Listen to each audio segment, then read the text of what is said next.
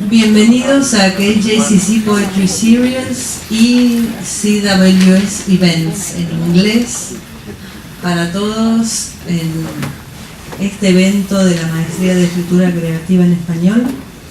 Le damos la bienvenida a Arturo Carrera, que ya estuvo acá varias veces y por suerte lo podemos tener de nuevo en este evento que se llama La Máquina Barroca 2. Y que ahora va a presentar Mariela Dreyfus.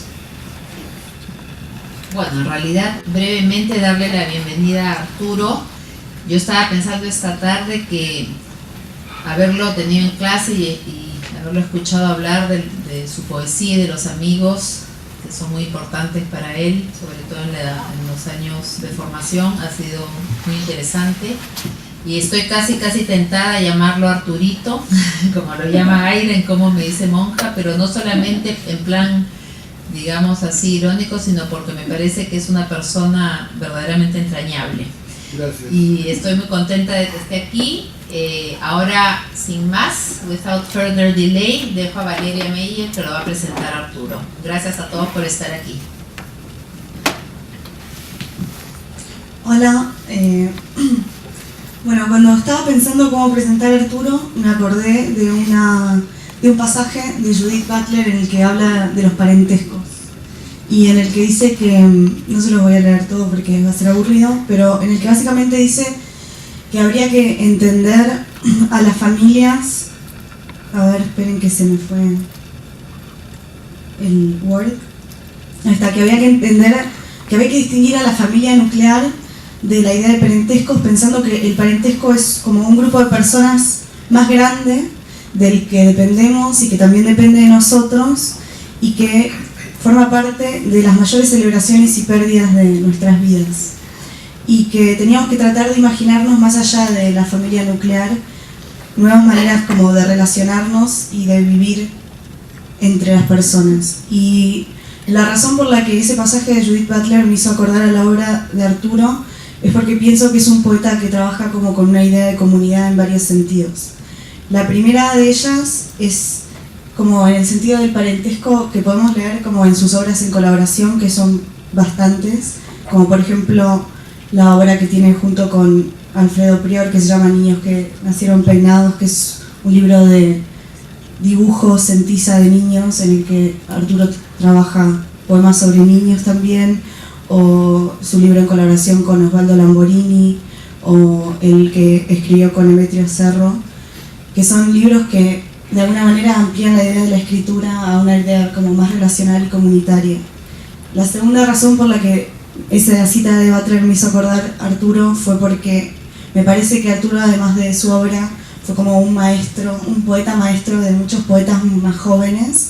Y la prueba de eso está en, por ejemplo, la antología Monstruos, que es una antología de poesía argentina, donde él recopila como la obra de poetas muy incipientes en ese momento, que son poetas de la generación del 90, que después se consagraron. Y creo que además, ya que estamos en el tema de la máquina barroca, esa antología tiene mucho que ver con Medusario, porque es una antología que justamente se llama Monstruos y que va a mostrar, de la misma manera que Echavarren decía que Medusario se iba a convertir en una muestra, una serie de poetas que hoy por hoy son muchos de ellos poetas como consagrados dentro de esa como clasificación que es la de los poetas de los 90.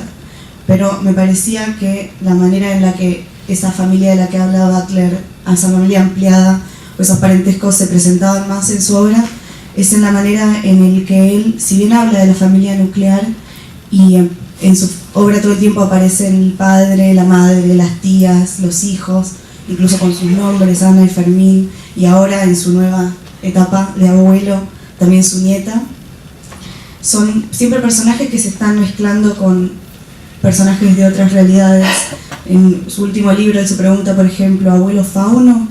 O habla de las tías que como vespertillos y de las parcas. Y la manera en la que esa familia se expande más es en la forma en la que proliferan los niños, porque en la obra de Arturo hay niños en todas partes que son de alguna manera los encargados de custodiar la belleza. Y en ese sentido, la segunda cosa y la última que quería decir sobre la obra de Arturo antes de que lo empezara a leer es que además de ser un mundo donde la familia se vuelve muy grande, es un mundo donde hay muchísimas miniaturas, donde no solamente hay diminutivos como hablábamos el otro día en clase, sino que está llena de juguetes. Es como un gran museo de miniaturas que me llevó a pensar en cuáles eran los juguetes con los cuales se podía relacionar la poesía. Y se me ocurrió que había dos que me parecían como muy lindos, y uno era los caballitos, que son como los que van encargando los versos, y el segundo fue una cajita de música, porque si el poema es una caja de resonancia, me parecía que la caja de música es como algo que tiene por adentro un funcionamiento mecánico y técnico, como todo poema, pero que además, cuando se percibe desde afuera, es como un juguete misterioso del que no sabemos mucho, pero que produce una música que es como la música de la respiración de los poemas. Y por eso le compré a Arturo una cajita de música muy chiquitita.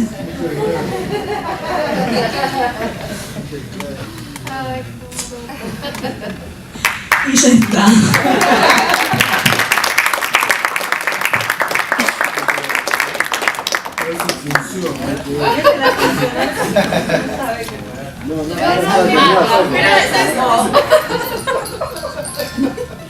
Pero funciona dentro también. Más despacio, más despacio.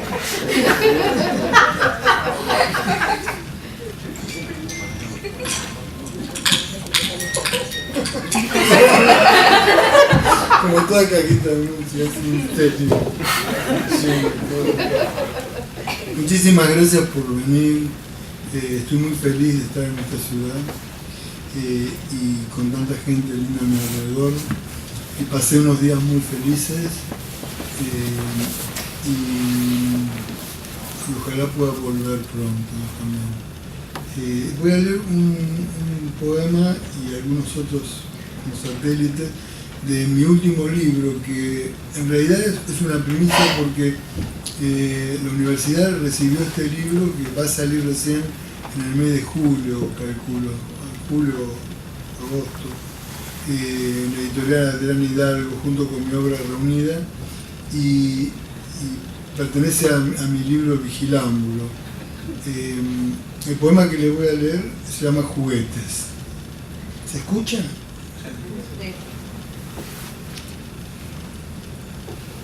Tiene un epígrafe de Yves Bonfoy. ¿Quién hubiera pensado antaño que un día nos avergonzaríamos de las palabras? Que por nombrar las cosas que son, podríamos sentirnos culpables. Que por decir incluso niñito, uno podría sentirse culpable. Yves Bonfoy. ¿Cuál de todos estos lápices elegirías para la alegría? Para el triunfo de unas vocecitas sobre otras que no conoces y que no hacen más que llamarte y llevarte hacia esa casa de sombra colmada de juguetes. Sin embargo, bastaría un instante para que la inteligencia de los besos impidiera hablarnos, pero no hablamos todavía. Una emoción violenta, mínima, pero fugaz, hace que otra memoria súbita se vuelva duradera.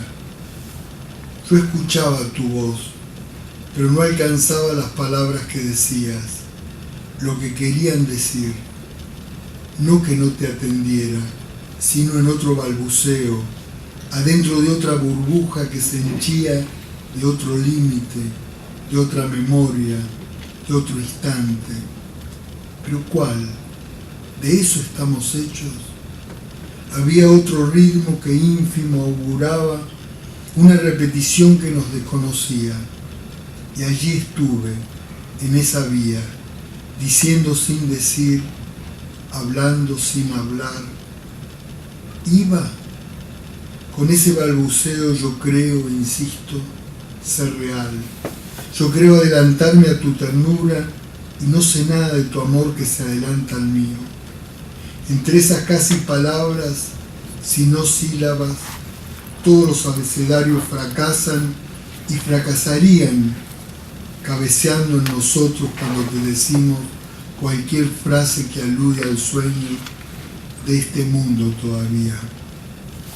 ¿Cuántas nociones elegimos para confundirte, para atraerte, para embaucarte, sin saber que somos nosotros los embaucados? ¿Quién conocía los mapas insolubles de Plotino, las manos regordetas con pocitos en el mármol, la voz de una niñita de la cantoría?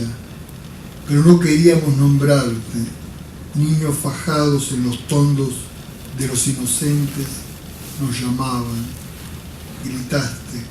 Gritaste como una cantante, porque de no decir cantabas, imitabas. ¿A qué? ¿A quién? ¿A cuánto? Y otra vez, con la partícula de un grito, de un mandato sereno, iniciás tu paseo con pasitos que van hacia ninguna parte, hacia el olvido del ¿qué hago? ¿A quién llamo? ¿A quién respondo? ¿Qué? ¿Cuánto falta para que un juguete no hable? Un presente reclama otro tiempo para que tu presencia no sea más que esplendor. Te llamé abejita porque llevabas de un lugar a otro el polen de unas flores invisibles, el silencio de unas sombras brillantes que te miraban. Y hasta un pájaro, el del libro de los Upanishads, se asomaba para verte, para sentir tu paso muy dentro del fruto que él jamás probaría. Nombro cada uno de tus juguetes, los bautizo sin miedo, me llevan a despertarte, a conocerte, a sonreír de alegría ante la imitación de un movimiento. ¿Quién vuelve de ahí? Después de todo, será recuerdo ese rumor que queda cuando te vas, ese polvillo de luces sin nombres y rachas, de una oscuridad veloz con órbitas tan mínimas como fugitivas. Pero ¿puedo acercarme? Caja de zapatos de niña, donde guardas un sapo de terciopelo, y ese muñeco que se siente y bebe de un vaso parecido a un shot. ¿Cuánta cerveza tiene en esa luz? Y estas dos latas de polvo de hornear unidas con un hilo sisal que era nuestro teléfono. Y esa vaca que al girarle la cola daba leche. Y esas ranas de lata a cuerda que saltan junto a unas gallinas que picotean un círculo de madera verde con granos amarillos. Y los pibecitos jugal que se besan incansablemente. Y el burro azul que se amaca en silencio, despacito, tu preferido. Sin nombrarte, podré decir cuál otro, para que alguno de nosotros quepa en esa dimensión, o para que seamos expulsados todos, menos yo, como cuando tu sonrisita me incluye. Un artesano soy, y sin embargo, no sé evocar la precisión en que han de encajarse cada una de tus piezas. Y no es como dice el sabio, que si no hubiese juguetes, nos criaríamos repitiendo encuentros con gente de verdad. Y eran tus deditos lo que veíamos, una pulserita de plástico con tu nombre y la hora de tu nacimiento, como si la dicha nos agendara. Y cuánta sorpresa, o cuánto deber, porque no quisimos ser abuelos de la nada. Saltamos en el desconcierto, cantando, agitando un trapo, una tela de ceniza, y el silencioso sonajero de la vida que colma. Gracias.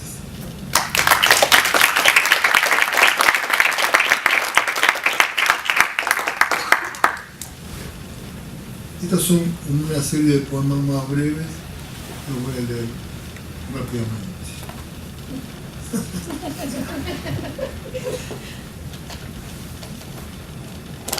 Este se llama El Haya de la Isla. Dice no moviendo la cabecita, pero también el torso. Todavía la amamantan. en brazos de otra mujer de senos grandes y turgentes, hiende su manita para pedir más leche, y el fauno en medio reinante, y la inocencia cercada por un duelo de incontables nodrizas. Pero no quería nombrarla, quería encontrar todavía el arte en que algo abstracto se escuda, la infancia pero muda, sola y con ese movimiento dichoso que todavía nos aturde. Sombra del día. Y esa niña que corría en tu sueño sin que pudieras sosegarla, bastaba su sombra sonora como la cera que tapa el ventisquero de miel de las colmenas. ¿Cuántas veces me dije, voy a grabar esa vocecita que crece, voy a ser el inculto testigo de mi propia escucha? Y sin embargo, finge cantar con palabras sin fin, y su canción es la misma que quiso repetir tantas veces, solaz de un dibujo que imite el vaivén de un ritmo puro, una melena que crece en la expresión del balbuceo, el esfuerzo de no poder decir a qué altura del sol, del aire, del arco iris, pulso que de la voz no retiene, sino los pujos borrados en un parto unánime. Son niñas en series, y niñas atrevidas a no hablarme, apenas a requerirme, a mofarse sin saberlo de mi perplejidad ante la belleza, a pedirme una parada allí, en las formas que insiste con su regocijo enigmático, y a preguntar, ¿quién era yo cuando hablaba? ¿En qué estación saboreaba el agua?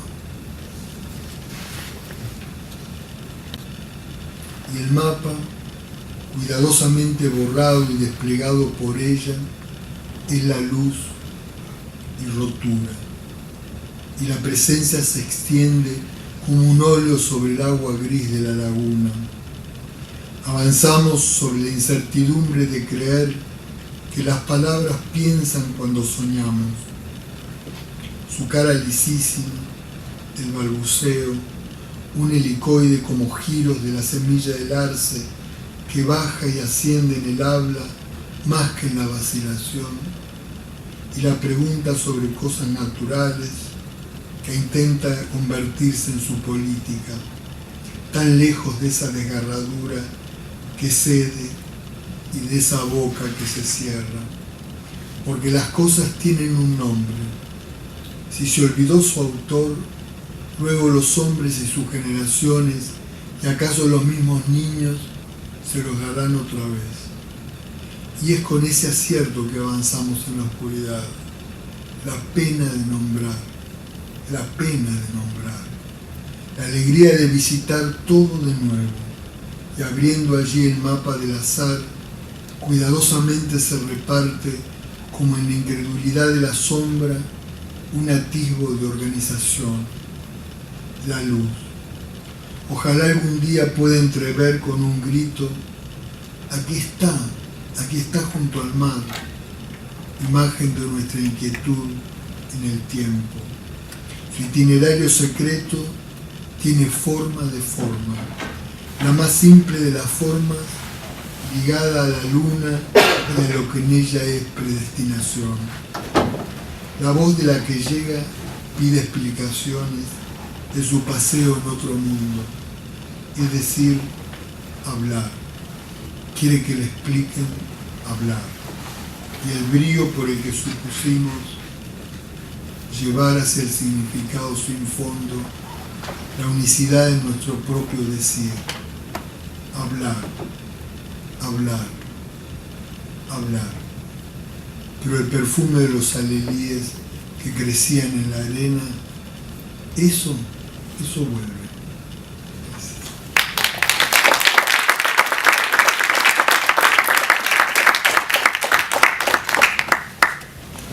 Bueno, ahora si alguien me quiere hacer alguna pregunta, porque escuchar la cajita de música. ¿Puedo leer algunos más? Esto ya es como una orquesta, un beat.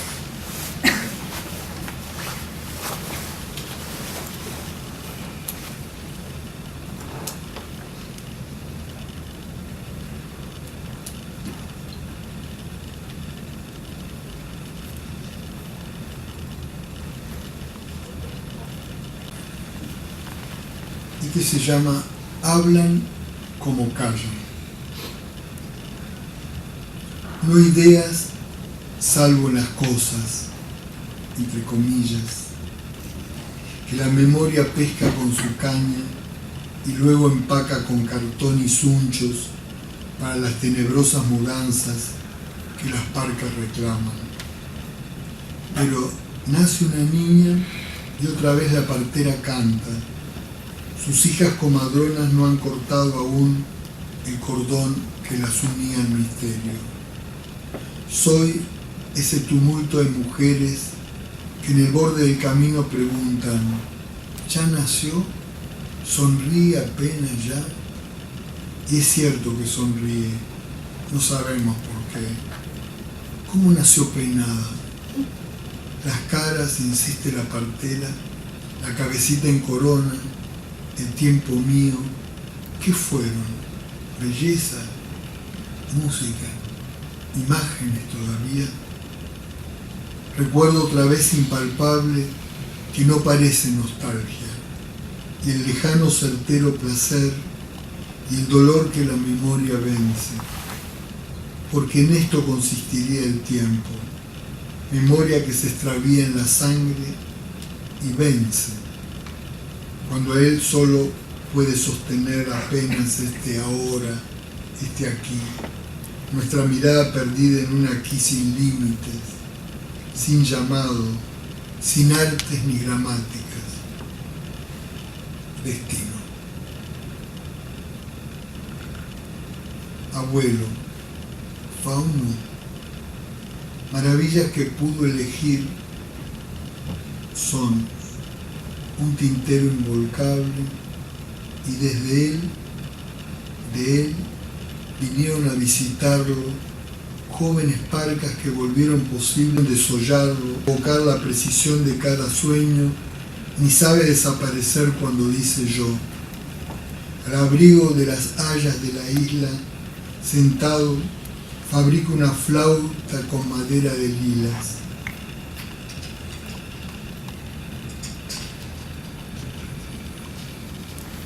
Fabrico una flauta con madera de lilas. Con extremo cuidado se la lleva a la boca y parece que otra vez entona y dice, fui feliz, aunque es la forma degradada, la felicidad de cada instante. El padre viejo, con su puntada en la cintura, caminó hasta el cementerio para que se le pase, dijo. ¿Cuántos padres tengo? Dudó. ¿Son faunos? ¿Cuáles? ¿Quiénes? ¿Pude alguna vez sortear la trampa de sus historias repetidas? ¿No es soñar con esta muerte la cadena de toda repetición? ¿Qué me contestarían los faunos si cambiase por innecesaria la verdad de sus mentiras insistentes? ¿Qué importancia tenía que se llamaran niños, o que nos llamáramos faunos, o centauros, o abuelos? Nuestra preocupación familiar no parecía existir, pero insistía como las formas que no cesan de desear y de vivir. Fechas, números, datos del misterio de la pasión que se aleja del pensamiento, pero vuelve a él como formato de una fuera. Cada imagen de la infancia pone en nuestra razón el peligro de su música, la medida de un tiempo que volvió más confusa cada palabra de la realidad. La lluvia del envés, la lluvia del verano, cuando la melancolía de los otros provoca aún la débil disonancia de un llanto, más gestos, más signos del dolor que todos conocemos y de su menú que escribimos en una pizarra cada día hasta que un párpado lo borra. La indescifrable armonía de lo inquieto vuelve. viene con insistencia, con su poder de no palabra, sino apenas de algo de habla con sus dedos en la boca, con el centelleo de unos ojitos cuando espían si escribe. La alegría de no sostener nada para lo real de cada letra. Por aquí pasamos. Me llevaba de la mano. Y yo conocí esa mano mejor que el pomo de madera oscura que contenía la sortija de la calecita, tan esquiva y veloz para la demorada ilusión. Pero supe dominar la mano del abuelo, el pulgar, su yema, el hueco suave de la palma, los ásperos nudillos de los dedos, incluso el modo indiferente de llevarme y el modo más atento como si tuviera alma, y de ella iba colgado o descolgándome apenas, y así conversábamos. Pude decirle: ¿estás contento, abuelo? Y pudo responderme: sí, pero quiero que seas bueno, que aprendas de memoria los apellidos de los dueños de estas casas por donde pasamos hasta llegar a lo de tío Pedro. Y a la vuelta yo te los pregunto. Sí, sé bueno. Acá es lo de Botini, acá lo de Cepeda. Esto es el ABC de González. Aquí vive el doctor Lozano. Acá el doctor Machea. Acá Carlita Lamarque.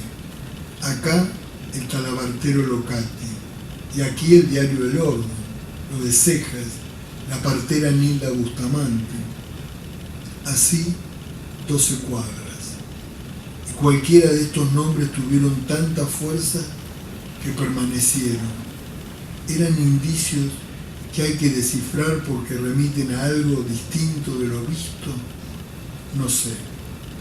Canopea de las voces que también pudieron ser la cicatriz en el mentón, 13 perales, 10 manzanos, 40 higueras, 50 filas de cepas que yo aprendí por complacerlo.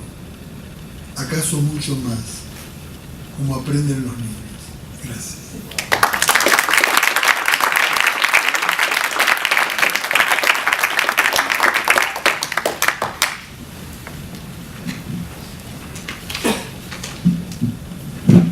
Bueno, ¿alguien quiere preguntar algo?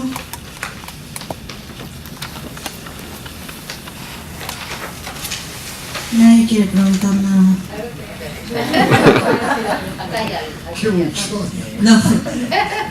No voy a hacer una pregunta, sino simplemente agradecerle a Arturo que esté aquí con nosotros y que traiga este tono como menor a la poesía, en donde no hay cosas enfáticas ni no sé, demostraciones de nada, sino un tono que nos retrotrae hacia un espacio en donde yo pienso que nos podemos reconocer de una forma bastante, una palabra que no se debería usar, pero bastante auténtica, no sé cómo decirlo. Creo que este es un espacio que por lo menos a mí me interesa dentro de la poesía, y estoy súper agradecida, Arturo, de que estés aquí. Y ahora, si te quieren hacer preguntas, solamente te quería decir eso. ¿Quién me iba a preguntar? ¿Acá? Ah, acá, en Colombia. Colombia. No sé si puede ser indiscreto, pues es una pregunta obligada por ser primera vez, pues que a lo mejor ya has tenido otros foros y otras lecturas. La pregunta obligada por ser esta la máquina barroca 2. Pues que me gustaría que nos hablaras sobre tu relación, pues no sé, con Severo Sarduy, que te dedica algunos poemas, y entonces sería muy interesante saber si nos podías decir algo. ¿Cómo no? Ese micrófono era mejor que este, me parece. Por lo menos, no sé, más. Parece que le aclaran los pensamientos. Bueno, a ver, se escucha mejor, sí. Bueno, sí, no, evidentemente lo que yo leí esta noche es lo que yo llamo barroco de la simplicidad. O sea, un extremo, ¿no? de todo el posicionamiento teórico que hubo en relación al neobarroco en los años 80, ¿no? Pero de todas maneras yo creo que no siento por momentos me siento muy apartado de la máquina barroca y por momentos siento que estoy ahí. Entonces es como muy curioso, no quiero ni denostar ni cargar de nuevos sentidos, sino que me parece que fue algo que ocurrió, que fue una época también muy feliz, ¿no? Conocerlo a Severo, sobre todo tener una correspondencia, que no es una correspondencia literaria, es una correspondencia, no sé, unas pavadas que nos mandábamos por postales, ¿no? De manera tal que no tiene ningún valor, me parece. Eso, a veces me dicen la correspondencia tuya con Sartori, y no, eran unas postales muy bonitas.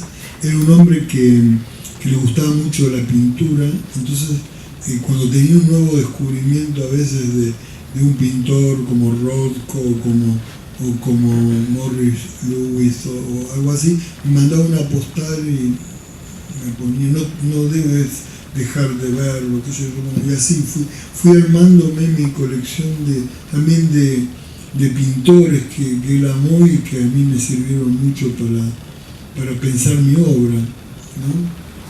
Parece mentira, pero hay algo escondido de pintura en todo lo que yo hago, ¿no? Yo lo siento así, no sé. Quizá porque también tuve una madre que era una pintora naif, ¿no? Escondida en un pueblito, ¿no? Y que quizá al morirse dejó toda esa obra muy ingenua y que yo aproveché para pintar los cuadros de ella arriba y pintaba los míos arriba de los cuadros de ella, de modo que la destruí totalmente, pero que me sirvió mucho ese manejo de los colores, ese manejo con la actividad plástica. Me parece que me estoy yendo de lo que me preguntaste, pero es algo así, ¿no? Mi amistad con San Luis fue enorme, para nada desmentí nunca lo que fue para él el neobarroco. De todas maneras, yo creo que el personaje que impuso el término neobarroco fue Haroldo de Campos, en uno de sus primeros ensayos. Después eso inmediatamente corrió como lava entre Sardú, el trabajo que hizo sobre el Sama Lima en Escrito sobre un cuerpo, y después, bueno, ya como lo toman otros teóricos italianos como Omar Calabrese y otros, ¿no? Pero bueno, y después la gran obra de Sardú que se llama Estudios Generales sobre el Barroco, que ahí ya agota todas las posibilidades. Incluso te diría, agota esta posibilidad mía, o sea, la de no ser un barroco de la exuberancia, ¿no? Hay un momento en que habla de un barroco casi negativo, de un barroco de la simplicidad, ¿no? Yo me pongo ahí, bajo ese paraguas. ¿Alguna otra pregunta? Todos quieren ir a tomar un poco de vino afuera, me parece. Sí. Sí, bueno, tú nos hablaste en clase del primer libro y quería preguntarte por el nictógrafo y por Lewis Carroll, ¿no? Y por el universo de la infancia en tu poesía. Todo eso así como encadenado, si es que tú lo ves así.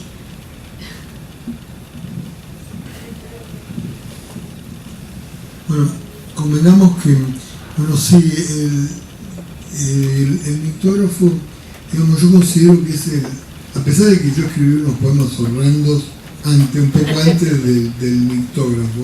Yo considero que el nictógrafo es el primer libro mío, porque es cuando, esto lo he tomado un poquito de Mallarmé cuando dice, en esa famosa línea que todo el mundo cita, quizás sin saber mucho para qué, pero en mi caso yo la utilizo para pensar el poeta frente a la sociedad, ¿no? Es volver más puras las palabras de la tribu. Yo creo que cuando uno escribe su primer libro, tiene que producir ese efecto, es decir, darle a conocer al mundo que lo rodea, a su pueblo, a las personas a las que va dirigido ese libro, las palabras con un nuevo sentido, ¿no? Más puras en ese caso, ¿no? La pureza en el sentido que se entienda, pero sí. Y entonces, bueno, yo considero que ese libro es un libro, para mí, el primero, porque yo tomé esa responsabilidad, me doy cuenta a través del tiempo que sí, que tomé. Y a partir de ahí, bueno, generé todo como una apropiación lírica especial en todos mis otros libros. Y con respecto a Lewis Carroll, porque él inventó ese dispositivo, ¿no? Que se llamaba, en principio, triflógrafo, es muy difícil de pronunciarlo, y después quedó nictógrafo, o sea, la raíz nictos, que significa noche, y escritura de la noche, ¿no? Y precisamente, bueno, yo escribí esos textos que son como pequeñas anotaciones, las escribí en la oscuridad, en un periodo muy triste para mí, que fue la muerte del último familiar que me quedaba, que era mi abuela materna. Y bueno, y surgió ese libro, que yo no lo tomaba ni siquiera como libro, pero bueno, de a poco fue, hasta que lo publiqué. Cuando me lo publiqué me di cuenta sí que había generado algo, un rumor en torno a ese libro. Y bueno, y Lewis Carroll por eso, ¿no? Coincide que también Lewis Carroll era un pedófilo y le gustaban las niñas, ¿no? No los niños. Y entonces, bueno, pero no tengo nada que ver con ese tipo de pedofilia, por lo menos. No sé si te respondí. Sí. Bueno, quería preguntarte también por Alicia. No, Alicia para mí es un personaje entrañable, así como cuando uno ve los dibujos de Tenniel, sobre todo los dibujos que hacía Lewis Carroll, ¿no? Los chiquititos, todo que hacía al lado de la margen de los libros. Pero también porque, bueno, eso me conecta con ese personaje, que es el personaje de un poema de Pizarnik, que yo en ese momento amaba, que dice: alguien entra en la muerte con los ojos abiertos, como Alicia en el país de los rabitos. En realidad el poema es más lindo porque empieza: hora en que la hierba crece en la memoria del caballo. El viento pronuncia discursos ingenuos en honor de las lilas. Y alguien entra en la muerte con los ojos abiertos, como Alicia en el país de los rabitos. Y eso, bueno, esa Alicia me quedó, ¿no? Esa Alicia, después, bueno, la de Deleuze, esa Alicia que él asocia con todo el mundo de los presocráticos, que es fascinante. Esa caída de Alicia, ¿no? Por el agujero, es algo como una ascensión para el mundo presocrático. Una cosa muy interesante de las Alicias. Y ahora tengo mis propias Alicias, que son mis nietas.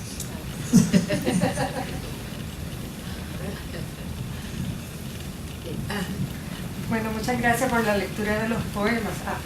Se me escucha, me parece. Sí, no, pero es por la grabación. Bueno, vale. Si fueras a dividir tu obra en etapas, o si sientes que no hay tal cosa como etapas, pues cambiaré la pregunta a obsesiones que recorren esa obra. ¿Cómo lo harías?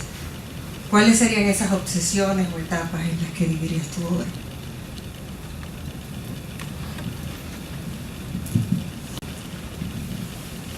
Muy buena tu pregunta, pero yo creo que tengo una sola obsesión, que es el libro que viene, ¿no? Siempre me pasa eso, ¿no? Y tengo enfrente mío una especie de biógrafo mío, que es que es Sergio Cheife, que acaba de escribir el prólogo para mi obra reunida, y él justamente dice que en mi caso no hay como particularidades, sino que la obra es como una especie de continuum, ¿no? Un continuum donde con sus alteraciones, ¿no? Pero casi musicales, pero bueno, no lo dice así él, lo dice con forma mucho más interesante. Pero te preguntaron a vos, ¿no? No, bueno, pero estoy inventando lo que vos dijiste. Pero más o menos yo creo que es eso, no me considero con obsesiones, sí la obsesión de hacer un libro con ciertas particularidades. En el caso del libro que leí, yo partí de esas dos bases. Cuando no hablamos, es toda la primera parte. Y cuando se deja de hablar, la segunda, que no leí poemas de esa parte, porque es la historia de un nenito que por un trauma infantil deja de hablar y luego recupera la voz, pero yo pienso que uno deja de hablar cuando escribe. Entonces esa es un poco la hipótesis de todo el librito, ¿no? Entonces esas son mis obsesiones. Ahora tengo otras obsesiones de un nuevo libro, pero bueno, ya vendrá. Ya se puede, si puedo. ¿No? Claro. Las obsesiones son, no sé qué es una obsesión muy bien, pero es algo con el dolor, tiene que ver con el dolor, ¿no? Y el dolor cuando uno termina un libro... O con la pulsión también. O con el impulso también. La pulsión dijiste. Sí. Sí, tiene que ver con la pulsión. Con la pulsión de muerte. ¿Alguien más quiere preguntar?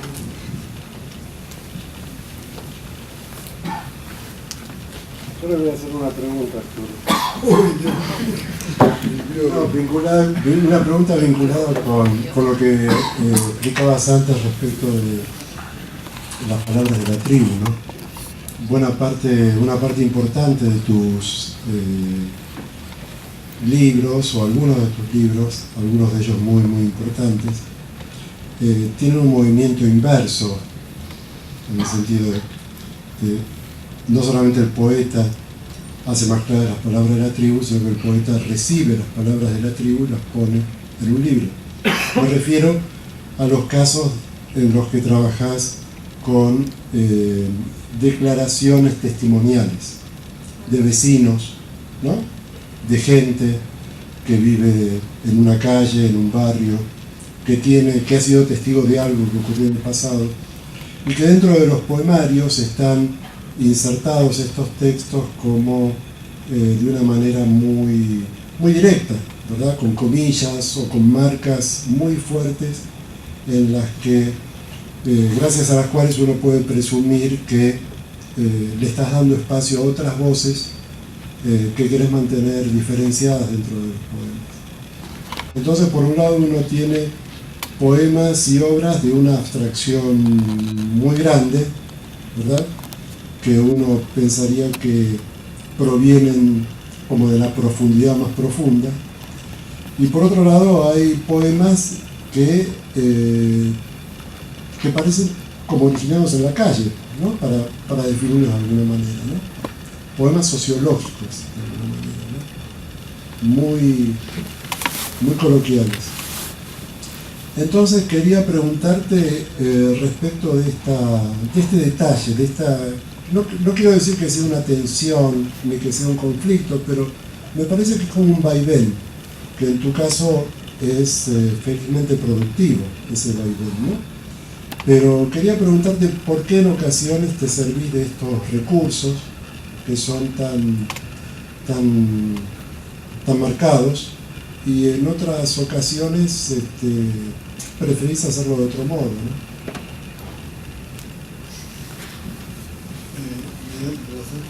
¿Te gusta más? A ver si puedo. Tengo una idea de respuesta. Que cuando utilizo las cosas que dice la gente o que dicen estas personas que aportan voces, ¿no? Estas voces que yo incluyo, ¿no? hay algo como de devolución, no digamos de lo más puro de la tribu, pero sí del habla de la tribu en su pureza, digamos, en su cosa más, digamos, más directa, y que para mí es esa la pureza, ¿no? Entonces, es un poco como cuando Ashbery dice que él deja las cosas un poco sin terminar, ¿no? Incompletas, porque se esfuerza mucho en tratar de ver de una manera casi que lo congratula cómo los americanos intentan comunicarse entre sí y no pueden. Y generalmente lo hacen por medio de elipsis o cosas interrumpidas.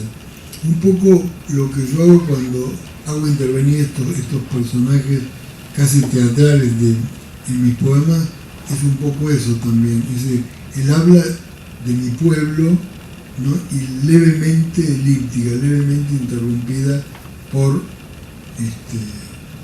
digamos, ¿no?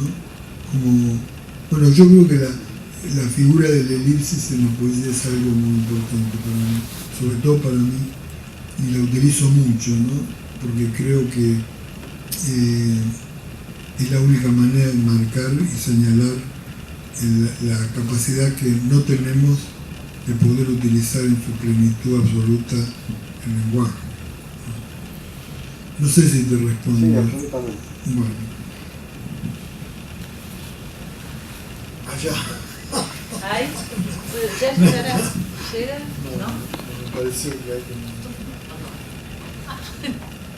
Ya está. Bueno, creo que ya estamos. Muchísimas gracias, Arturo, por estar